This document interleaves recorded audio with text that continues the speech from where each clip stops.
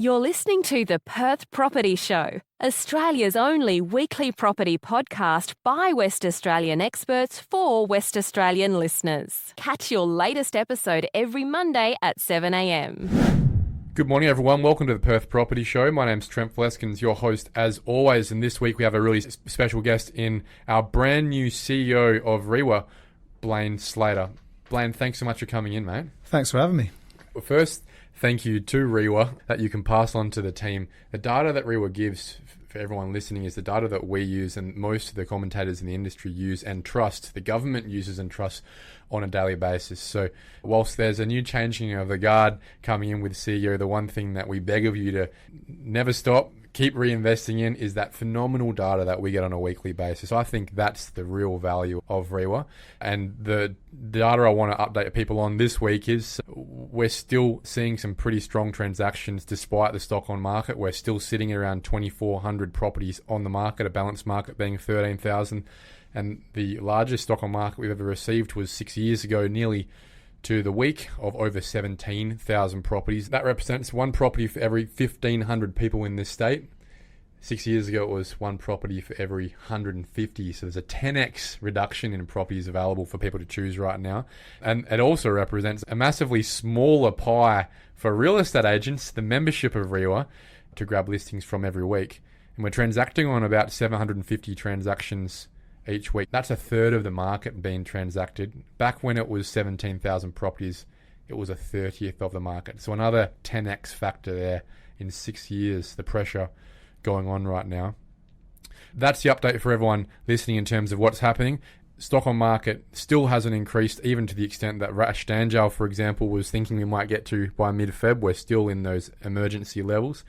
Things aren't really getting any better right now. But let's get back to the conversation with Blaine. Mate, before we talk about advocacy and the market and policies and strategy, I thought we needed to talk about you. Who are you? Yeah, it's a great question, I suppose, because I didn't come up through real estate. I've joined REIWA from a very different business, which was a business process outsourcing company. And that business process that they focused on was call centres. So that was a business that basically worked with blue chip clients in telecommunications, airlines, government, and supported customers every day through call centres or live chat functions. But whilst I didn't have that expertise, I think there is some value in not being connected to the real estate industry. If I look at REIWA specifically, there's lots of real estate voices, knowledge, understanding within the institute, and I think that's fantastic. And I think what I bring is a very different way of asking questions and telling the industry story. And it's certainly going to be an interesting ride. But the business I've come from was a customer service business as well. And at its core, I think some of the fundamentals are similar. I think that's a great point. I was just about to say it, Blaine, that customer service seems to be the theme here, in that you are running a large organisation, and CEO, really, it's an administrative role. You're supporting a team to provide customer service. Well, that's exactly what REIWA is. It's both industry facing in terms of serving its members from a training, compliance and commercial perspective, but it's also customer facing in terms of providing that advocacy and that data.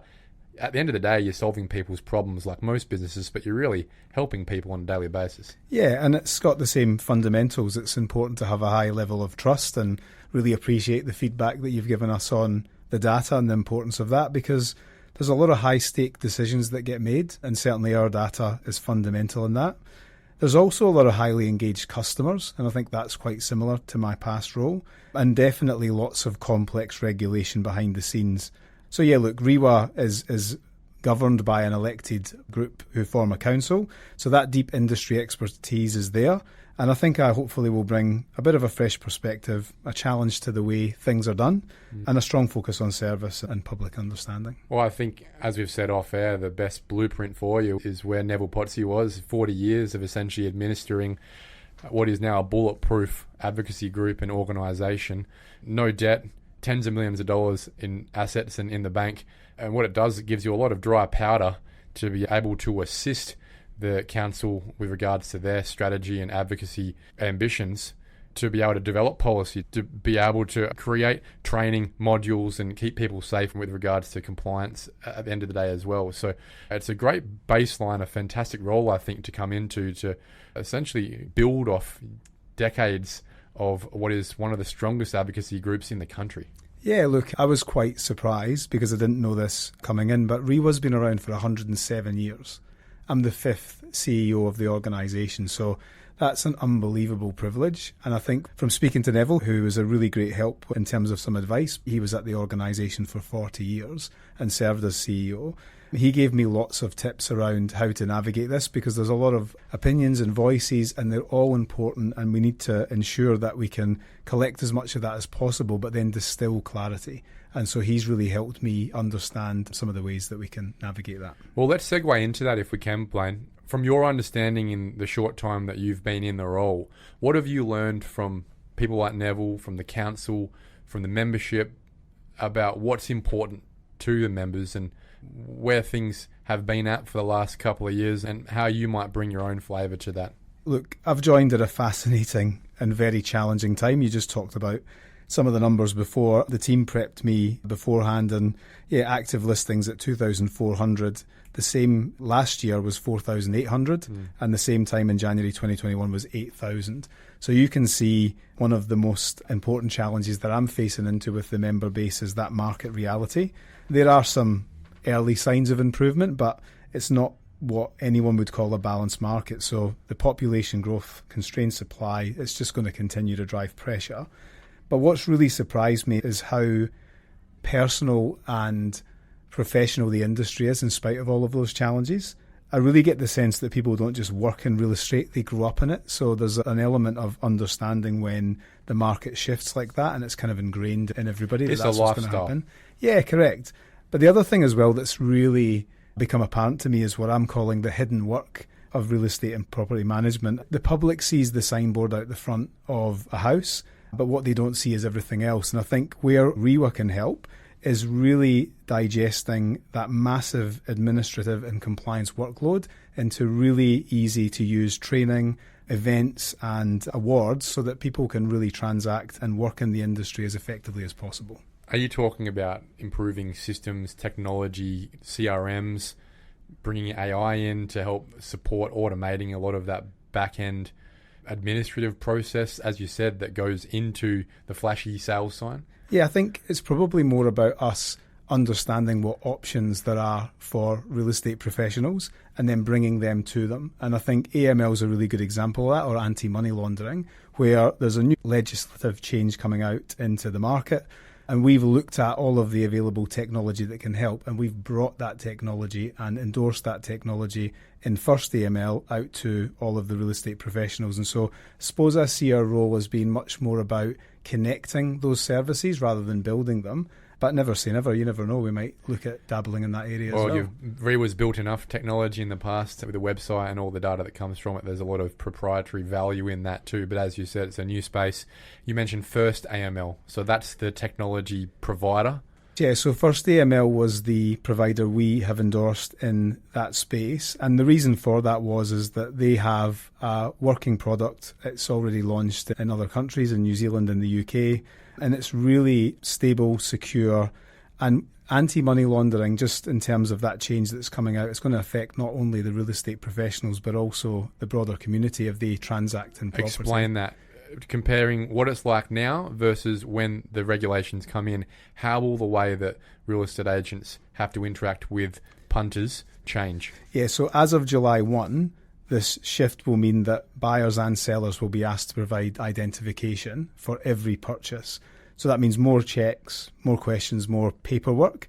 And so our priority at REIWA is making sure that agents are ready for that change. But in the next quarter, that's really going to pivot to making sure that the public is aware and we can market that through so a big awareness campaign. Because I can imagine, as anyone could really, especially in these days of giving our ID and our data to everyone, that people will be unhappy with the idea of that. But what we know at the moment is we already give our ID when we're having to settle property. Settlement agents need our ID. They need to do a verification of ID. But what you're saying is if I want to put an offer in, I need to give you my identification as well. All those sort of bringing it forward even further in terms of who am I speaking to? Yeah, correct. And there's a compliance regime that's been implemented by government that we have to follow. So what we really want to do, though, is make sure that consumers understand why they're being asked these questions. Because there'll be pushback. Yeah, correct. And then using the technology, and First AML is a technology that's available, we hope that makes the process smoother for everyone because they've got proven experience and it's a compliant piece of technology as well. And that's really important when you're handling personal identification. One of the risks for the membership, obviously, is when there's less stock on market, there's less ability for transactions. I mean, we're already hitting redline every week, transacting on a third of the market every single week. So we haven't seen huge drops off in work, if that makes sense, but we have seen huge drops off in listings.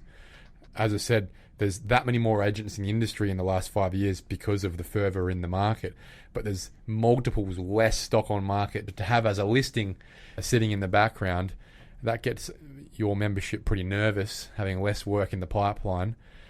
I guess what that means is that there's a role there for REIWA to try and mitigate that downside risk by improving mobility in the market, make it easier for people to come to market, put their property on the market and create work for your membership. Some of the things that I've identified as being frictional in this market are things like stamp duty. Stamp duty for first home buyers, the threshold is embarrassing and shameful in my opinion, where it is at the moment. And then conversations around helping downsizers move on from their larger homes to facilitate urban infill is also an opportunity. But unfortunately, in what is quite an autocratic government at the moment, where they don't really have to listen to anyone, it's made it pretty hard for advocacy groups to get a lot of cut through to talk about things like reforming stamp duty and making it easier for more transactions to happen by improving mobility for everyone involved. What's the plan there? I'm sure it's part of the strategy and plans of the council right now, but what can you do as CEO to help set this up a bit more? Yeah, so I'm 2 months into the role, but it's really clear to me that any good policy and engagement, it starts with really good data. And our principles are really about leading with data first and a really open, respectful engagement with government and the opposition. And some of the policy issues you've just raised, I think we are aligned on that in terms of stamp duty reform. First home buyer thresholds, they seem to have lost relevance due to the price growth. So that's something that needs to be a dialogue that we drive. And then we did put in our notes to the recent state budget that we thought that downsizing stamp duty concession could unlock mobility. And we're realistic about that. That's an option on the table. We will always push for reform in that space. That's a constant for us, whilst we feel that there's an imbalance in that tax. But certainly for us, really it starts with open engagement. And I've actually had multiple meetings with ministers so far, and they've been very constructive, open dialogues where they hear our point of view. And certainly, as far as I've been advised, we'll have the opportunity to consult and engage with them. So that was going to be my next question. So have Minister Carey, Saffioti, have they fronted up? Have they met you? Minister Carey, Minister Booty, we've met on a regular basis, and the conversations have been really constructive. What I've been driving the team to focus on is making sure that every engagement we have with them, we actually share more information and more insight. One of the things that has been relatively topical recently is the Residential Tenancy Act reforms and the potential there. And, one of the things we've spoken very openly with both ministers about is the retaining of no grounds terminations, because we feel very critical. Important, yeah. Yeah, and, look, investor confidence matters. And from what I've been told, given I'm 2 months in, but I believe WA is still recovering from a previous investor exodus. And so we don't want to make any changes that unintentionally reduce supply further. But I have to say, everyone, including the REIWA team and REIWA Council, they want better outcomes for tenants. It's just we don't want to make a change that might unintentionally make this current environment worse. You're right. It's easier to suggest that becoming a little more socialist on these policies on the face of it put more power in the hands of the tenants. But in a reality where the state government isn't stepping up and filling the shoes of private investment with social housing and affordable housing to the extent that private investors do, 96% of the market, it's a massive risk to put any negative incentive on the idea of providing rental properties, because not everyone wants to buy, not everyone can buy, right? And so pushing investors further and further away, disincentivizing them more and more, as you said rightly, that puts more pressure on the supply side, which is already worse than it's ever been in history. And so I think that would be one of the critical own goals if we were ever in a situation where we weren't able to express that very clearly to the extent that the government, on whichever side they are, listens and understands the ramifications of that. If we ever saw changes to the no grounds evictions policies, that would be a huge problem, I think, and a huge miss for advocacy groups like REIWA. Yeah, and look, that's why I go back to my earlier point, which is good policy starts with good data. And we can and have been doing a great job of sharing what we think the risks are in terms of any change there. So we're available, we have an open dialogue, and we'll continue to do so because, yeah, like I said, we don't want to unintentionally reduce supply. What do you think the chances are that the Treasurer listens when it comes to stamp duty? It's not Minister Kerry, it's not Minister Booty that make these decisions. I'm sure they've said to you, that's not my portfolio. Talk to Minister Safiotti when you met them. It all comes down to the Treasurer, and the Treasurer up until now has seemed very reticent to reduce in any way her coffers and minimise the pillaging of first home buyers to the extent of a median house price $32,000 and stamp duty a pop, $1 billion a year in bracket creep windfall from young people. I mean, it's embarrassing the riches that are coming to the Treasury right now on the back of young people's aspirations. When do you think she's going to meet you soon, and do you think she's going to listen? And what will it take for her to listen? Yeah, look, I think the main thing for me is just ensuring that stamp duty's connected to the right metrics, and that's certainly goal number one, because in a property market that's continuing to increase, there has been a disconnect in terms of the threshold versus the price that it was set at.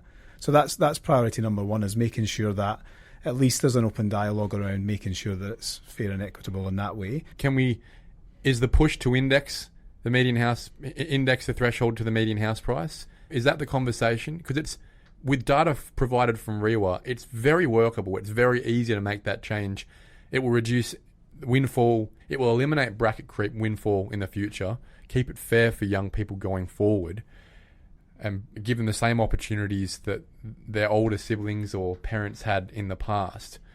Surely that's a conversation that we can have in an adult way with the Treasurer. To be frank, it's one that 20 years ago in 2006, President Greg Rosson was asking for, and we still haven't been able to achieve. Yeah, look, I think that's definitely going to be the basis of the discussions. And, I'm an optimist in life, and I think that that's a fair and reasonable request and position to take. And certainly I'll be open to hearing the counter perspective as well. But I did attend a event on Friday last week, the Vision of the State, which was the Premier sharing the 2050 vision. And he made it very clear that property supply was a key topic on his agenda. And so that's promising from my perspective. At least there is an awareness of the challenge, and certainly we'll be there to support with data and information that can help guide it to a really reasonable and balanced place. That's exactly what we need, right? And of course, it should be on his radar. It's the number one issue affecting most households in this state, to the extent that we've never seen before. So if it wasn't, it'd be pretty surprising. But I think what you're going to hear from the Treasurer is that she doesn't want to overstimulate the buying side, that it will be a demand side pressure. The reality is, when someone wants to buy their first home, the demand exists already. They're sitting in the rental market or with their parents, and if they could, they would demand today. What right does a state government have to push that demand back with an inefficient tax that requires a 26-year-old to save for an extra 3 to 4 years simply to pay a tax that their older sibling never had to pay because bracket creep didn't exist in the first place? That is the basis, I think, of any response we would give to what is the obvious response she's going to give to our requests in the industry. What right does the government have to overtax for more than any other generation has ever had as a first home buyer, simply because you're worried about the buying side? If anything, it's just bringing the buying side to what it should be. It's releasing people to live the life that they want to without being overtaxed and the friction that comes with tax.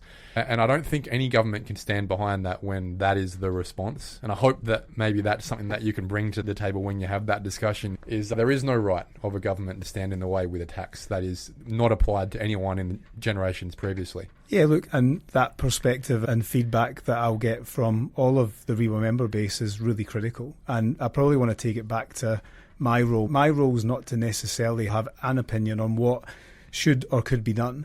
my job is to be the representative of the REIWA members. And so the way that works in principle is that we have a council that is elected and they govern me and make sure that I'm running the organisation effectively. They set the strategic direction. And then we have committees which are really focused on the subsections of industry. And we take all of that information, all of that data, and we look for themes and pain points and pressure points within the industry. And that's what we take to the government to advocate for. So some passionate thoughts there. And certainly that might be representative of other members within the REIWA organisation. But it's my job to distill all of that different perspectives into something that we can meaningfully take to government, affect change. Do you think it's realistic to expect change? I know you said you're optimistic, but in a space where a government has so much control over Parliament, is it realistic and beneficial to push for change, or is it smarter to simply sit in the background, maintain relationships and wait till an election? I think what's important is to make comment on the things that matter and are within our space. So when it comes to things like stamp duty or the Residential Tenancies Act, I think there's absolutely a perspective that REIWA has to take to government. But the way in which we do that has to be open, transparent, respectful, data-driven, and looking for an opportunity to work collaboratively to get to a better outcome. Some of the things that we might put forward might not be palatable, but is there a middle ground that actually could work for all parties and ultimately impact the community more broadly? When you think about your administration and REIWA's space in the community, are there more proactive initiatives that you see on the horizon in the way that we are represented, or do you think the focus should stay more towards its members and help assisting with the administration of a transaction at the end of the day? Yeah, I'm really focused on members. That's really what the core of what I've been brought in to focus on. And that's because it's the member base that have all of that frontline knowledge and expertise. They're the ones who understand the pressure points day to day. And if we can aggregate all of that information, then we can actually make some meaningful change, I believe. But certainly one of the things that's been quite good coming in is that the member base is extremely positive and open to providing that feedback. And so I just have to create the systems to allow that to flow. And then I think we can make a really good attempt at effecting positive change. Back to the advocacy side of things, there's a number of advocacy groups in our space. You've got UDIA, PCA on the development side. You've got AICWA in the settlement space, MBA and HIA in the construction space. Do you think there's enough, from your perspective coming in early, what's your opinion of how we collaborate with these organisations right now? And is it good enough? Should it improve? Can it improve? And would that be to our benefit? Because we're sort of competing for the same space in some way. Yeah, it's definitely been an observation that there's more we can do in that space in terms of collaboration. Even within our own industry spectrum, all of the other institutes around Australia, there's been changes to policy in other states that will have great data and insights that we could share here in Western Australia to make sure we make the right decisions. So on that side, absolutely. And then for all of the other member-based organisations that are in this similar area, absolutely. I don't see what downside there is to having a conversation, bringing people together, and where there are synergies, we're all going to be resource-constrained organisations. So where there are synergies, I think there's stuff we can work on together. I think there's some great opportunities in the research space. As you said at the start of this episode, data is really power, right? And there's some phenomenal data that comes out of HIA, MBA, REIWA, obviously. And then you get some really good insights, I think, as well. Less data, but certainly more anecdotal insights and expertise coming out of UDIA and PCA from members in that space. Because whether you work in real estate or property, all the jobs within that space, even on the mortgage broking side, really, we're all working towards the same outcome. And that's really affecting as many transactions as possible to maximise employment, mobility, and at the end of the day, it turns out it's tax as well for the government. And so I think you're right. I think there's some really good opportunities to certainly work together on research and data sharing and data aggregation and how we use that data to form policy as a broader industry base. And then how, as a team, you advocate together across the different presidents, across the different CEOs. My observation is that there is a lot of headway, a lot of space and opportunity there where in the past there might have been a little bit of competitiveness between some of the advocacy groups, to come together and really collaborate to achieve those outcomes. And the best times I've seen where that's been most effective is when the advocacy groups have come together as one towards government and says this needs to change. Yeah, look, I think part of the practical challenge with that before would be when you take such big amounts of information and try and merge it all together, that's quite labour intensive. But with AI, and what I've seen done really well in big business, is they're now using AI models to crunch that data really quickly and provide those insights. So a big blocker historically has been removed. Now, obviously, we need to make sure when we're working with data that it's done in a compliant manner through secure infrastructure. So that's a non-negotiable. But certainly in terms of working collaboratively, I think that's a big door that's been opened for potential, because it's no longer going to be the labour-intensive process it once was. That's a huge difference. It probably takes an FTE away from every single one of these advocacy groups. And I guess that's the point of it, right? It does a lot of that number crunching that in the past, the amount of unutilised data that would be held within these organisations would just be unbelievable, wouldn't it? Yeah, and the focus changes in that environment from just the data in itself and more having a compliance regime around how it's structured, how we're accessing it, how we are interpreting that data, is it spitting out the correct information, rather than having a person actually looking at that and making all of that judgment themselves. So I see massive potential for not just REIWA, but all small businesses with AI in terms of it amplifying the impact they can make. And I think that's the word I'd like to most focus on, which is impact. Really what member organisations are about is making an impact. And certainly if we can work collaboratively with other member organisations to make an impact, I'd be open to that. If you had a top 3 of low-hanging fruit, if you got through your first year that you achieved as CEO, internally and externally focused, what would they probably be? From a member perspective, I want to make sure that they feel like they understand what the strategic objective is of the Institute, and I think that's an opportunity. We publish an annual report, and I'd like to put that strategy in the annual report so that members can actually understand what we're trying to achieve. Internally, I'd like the team at REIWA to really focus on the feedback. So are we hitting the mark? Are we not? And really embrace that and welcome that feedback, because I think that connects us to our member base. And then the last point is definitely working on some positive reform and advocacy, but taking all of that from the things that are most important to members and industry. Last question. You obviously assist the council, sit on the board meetings there, the council meetings there. You've got a feel for the vibe in the room amongst a number of leaders. What is the feel as someone who's not a real estate agent yourself, who hasn't been ingrained for decades, coming in from the outside? How would you characterise the current energy in the council? Yeah, look, it's a very positive council group. I've certainly been very fortuitous to come in at a time when Suzanne's president. Suzanne brings a lot of big business knowledge as well to the table, which is really helpful in terms of us having alignment. And there's a good diversity on the council at the moment, with representation across property management, commercial services. So I think that makes it quite interesting. And then there's a lot of newer people in council, coupled with, Suzanne and Hayden, who've been in council for a long period of time. So it all adds up to a very diverse group who challenge each other, raise the right questions, and certainly in my first 2 months in the role have been a fantastic support in getting me up to speed with industry.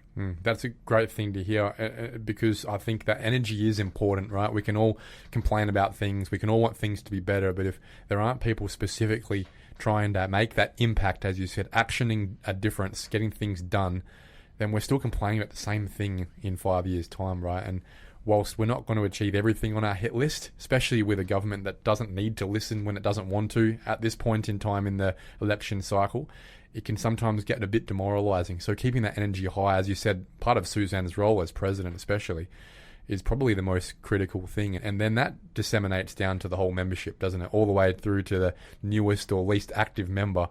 You notice the difference, and you see it publicly, or you don't, when that council's energy is low or high. Yeah, and look, I'd probably define myself as a connector. I'd say that's my key strength. And so the way that would play out within REIWA is connecting the members to the committees, to the council, to the staff. And that really is important. And I think there was a video we showed at our staff open house last week, which was about how to create a movement. And it starts with one person, and then a whole group of people start to follow along, and then it gets momentum. And I think that's what's unfolding before me at REIWA at the moment is we've got that momentum between myself and council, and now we just need that to flow into the member base, and then I think we can do some really significant things. Blaine Slater, thanks so much for the conversation. It's one that has invigorated me with regards to that level of optimism about what we can achieve in this time in the political cycle, but also inform me a bit as well about those challenges that I think we're all going to face as an industry and punches when it comes to things like anti-money laundering stuff. And that's a big one that I think people really haven't on both sides understood is going to impact the whole industry. And it's many industries, isn't it? It's not just real estate. There's many industries that are going to be impacted from this as these changes go through. So bear with us, all those mums and dads listening as well. Things are going to be changing from that ID perspective, and be kind to your real estate agent when you're looking to put an offer in. When they need your ID, it's not because they're looking to photocopy it, it's because they have to. It's part of the job these days. Yeah, and look, I come in with a fresh perspective, but I have to say I have been blown away with the professionalism in the real estate industry. It might not be something that would be immediately apparent to me based on, I guess, some of the commentary around it. The caricature of a slimy real estate agent, right? Yeah, absolutely. I think if you look at it, most people, if not all, are actually trying to do a really great job. And that's really another opportunity I see REIWA has, is to amplify that. So watch this space, because I think there's some of that will come through in the marketing that we do. Have a great year, Blaine. Thank you so much for coming in, mate. Thanks. Thank you for listening to another episode of the Perth Property Show. If you've only just joined the conversation, you can catch up by heading over to our website, perthpropertyshow.com.au, subscribing to the podcast, or joining our Facebook page. Don't forget to tune in next Monday at 7 a.m. for more expert insights, local analysis, and suburb spotlights. Happy hunting!